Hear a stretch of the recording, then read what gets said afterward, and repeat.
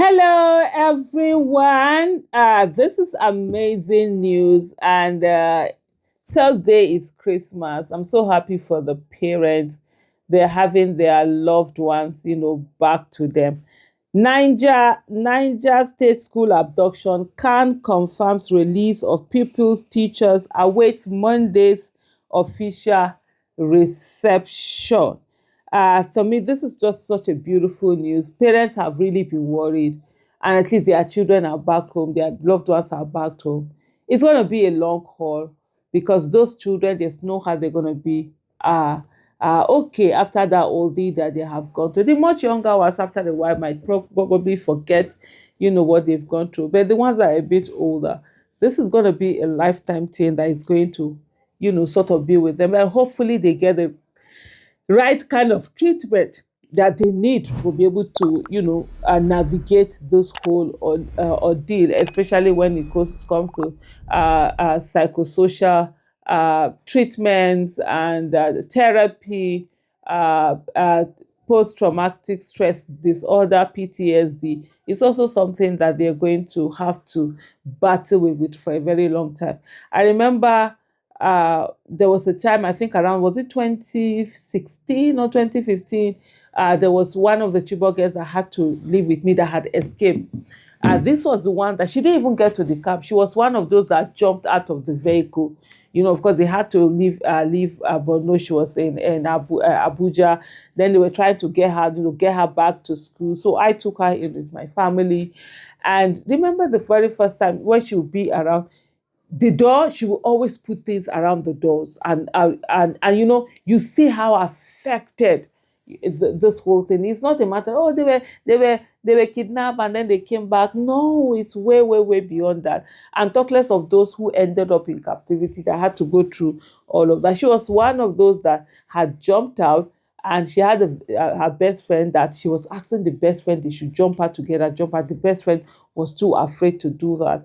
And the best friend's mother would always ask her, when you were jumping, why didn't you drag your friend along with you? And she carried that guilt, for a very long time. So there are so many things attached with all of this kidnapping, being returned, and I hope they do get all of the treatment that they need.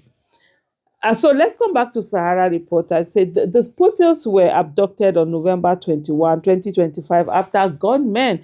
So today, so that's exactly, they were brought back exactly 1 month after their abduction. This is crazy. And they were little children as young as 3 years old, because they took children from nursery school and primary school. Then about almost 300 of them were from nursery and primary school. Then you have those that were, the teachers were about 12 or so. Students, secondary school students were also about 12, 14, or they are within that range. The pupils were abducted on November 21, 2025, after gunmen stormed the Catholic boarding school owned by the Diocese of Kotongora and managed by the OLA sisters. The Bishop of Kotongora Diocese, Most Reverend Bulus Dawa Yohana, has confirmed the release of pupils and teachers abducted from St. Mary's Catholic School in Papuri Community, Niger State. Officials of the Office of the National Security Advisor earlier said the final batch of 130 victims had been released, bringing the total number of rescued pupils to 230. The officials confirmed the development to Arise News Channel on Sunday.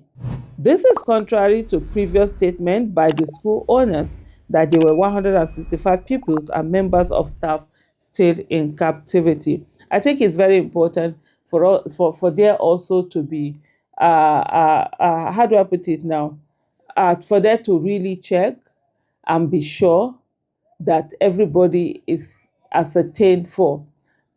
Parents have to come at divorcing their children, so that we are not just throwing these numbers around to be able to say, oh, everything is okay, everything has been done, and then you still have some people who are left. The pupils were abducted on November 21st, 2025, after government stormed the Catholic boarding school owned by the Diocese of Kotongora and managed by the OLA sisters. I just read that earlier on, and sometimes I do wonder why Sahara Reporters, report news, and then some media houses also repeat the same thing. Is it to bulk the news up? Well, I don't know. Earlier in December, following the release of 100 victims, the congregational leader of the OLA sisters, Sister Mary T. Baron, provided an update on those still in captivity. The statement said, "It was with great joy we welcomed the news on 14 December that 100 people had been freed. 14 secondary school students, one staff, 80 primary school children, and 5 nursery school children. However, this joy is tempered with ongoing anguish and concern for the safety of the remaining 165, 11 staff members, 35 children from nursery school, and 109 from primary school. These children age range from 5 to 12 13. Providing a further update through Daniel Atori, media aide to the Christian Association of Nigeria, chairman in Niger State, the bishop said Governor Umaru Bago called him a few minutes earlier to confirm the release of the children and teachers. However, the figure was not mentioned, as the released pupils and staff are expected in Mina on Monday to be received by the governor at the government house. The Bishop of Kotongora Diocese and proprietor of the school, Most Reverend Bulus Dawa Yohana, said that Governor Umaru Bago called him a few minutes ago to confirm the release of the children. However, the figure was not mentioned, as they are expected in Mina tomorrow, Monday, and to be received by the governor in government house. But I do hope that at the end of the day, every child comes back to their parents. The anguish is a lot for every one of us. Maybe yesterday we had our children, they were sitting right there, we knew where they slept. Even if they are not with us, we knew where they were. That's so huge. People don't understand what it means for you to walk into a room and see your child sleeping, or to know that your child is sleeping next door with you. For those whose children are abducted, they don't have that. When they go in, they see an empty space. And every second, every minute, every hour, every day, every week, every month in this case, and for some people, every year, and others every decade, they're thinking about the children that they send to school. It is not a crime to send your child to school. And no parent should be put in a position where they have to think about the safety of their children or the education of their children. That is one of the most heinous things you can do to a parent. So please, whatever it is, let's ensure that everyone is brought back home, and let's protect our children, our citizens, our nation. Thank you so much for watching. Bye.